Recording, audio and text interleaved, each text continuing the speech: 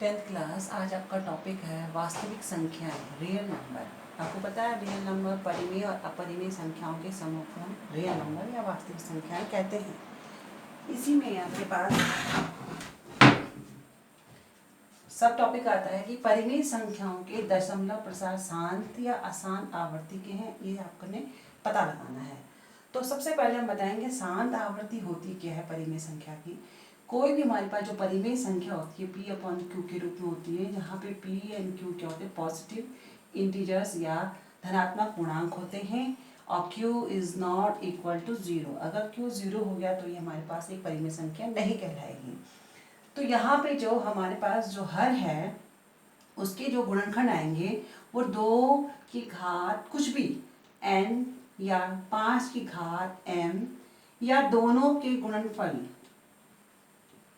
ठीक है, इन दोनों में से किसी के भी संख्याओं के गुणनफल में या अलग अलग के रूप में आते हैं।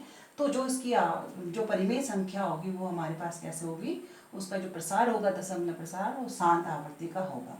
लेकिन शर्त ये होगी कि उसके हर में जो हमारे पास गुणनखंड आए हैं या तो 2 की घात n के रूप में या फिर 5 की घात m के रूप में या दोनों के गुणनफल के रूप में होना चाहिए। अगर और कोई संख्या आती है इनके साथ तो वह उसका प्रसार को शांत नहीं बताता, उसका प्रसार अशांत आवर्ती का हो जाता है। इसी प्रकार से जो अशांत आवर्ती का होता है परिमेय संख्या, उसमें जो भी कोई परिमेय संख्या है P अपॉन Q के रूप में, अगर Q हमारे पास 2 की घात n या 5 की घात m या 2 गुणा 5 की घात m के रूप में है, किंतु इनके साथ कोई अन्य और संख्याएं हैं या 3 की घात 2 या 3 की घात n या 7 की घात m कुछ भी है, किंतु ये सिंगल उसमें अपने उसमें 2 की घात n के रूप में नहीं है, तो जो इस परिमेय संख्या का जो प्रसार आएगा वह अशांत आवर्ती का होगा। इसको अभी हम एग्जांपल से समझते हैं। जैसे हमारे पास क्वेश्चन है कि 6/15 परिमेय संख्या का प्रसार दशमलव प्रसार शांत है या शांत।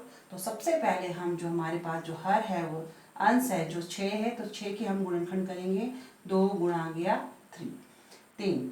15 के हम चाहे हम फैक्टर ट्री से कर लेंगे, हम 15 है इसके फैक्टर ट्री बनाते हैं, 2 3 पंजे 15, तो इसके गुणनखंड हो जाएंगे 3 × 5। अब दोनों के गुणनखंड करने के बाद देखा कि 3 से कैंसिल आउट हो गया, आपको मिला 2/5।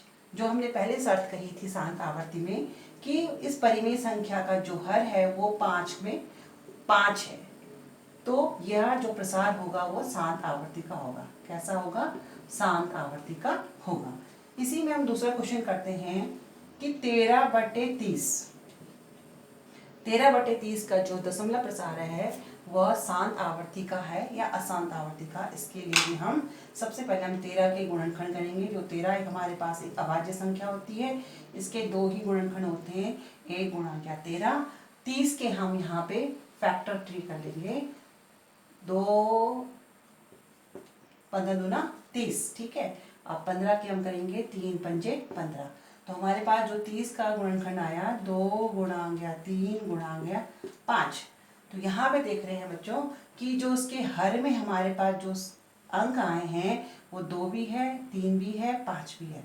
हमने शर्त यही कही थी अगर 2 और 5 के अलावा कोई अन्य अंक आता है तो वह उसका प्रसार शांत नहीं होगा, ये होगा अशांत आवर्ती का।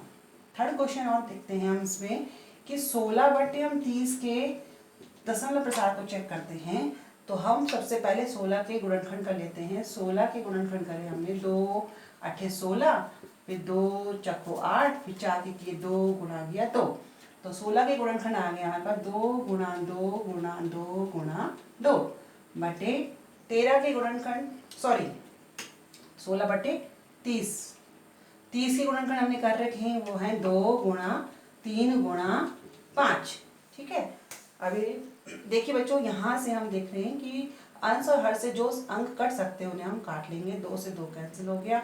बाकी हम देख रहे हैं कि इसके जो हर में है 3 अंक भी आया है 5 के साथ, तो यह प्रसार भी कैसा होगा, अशांत आवर्ती का होगा।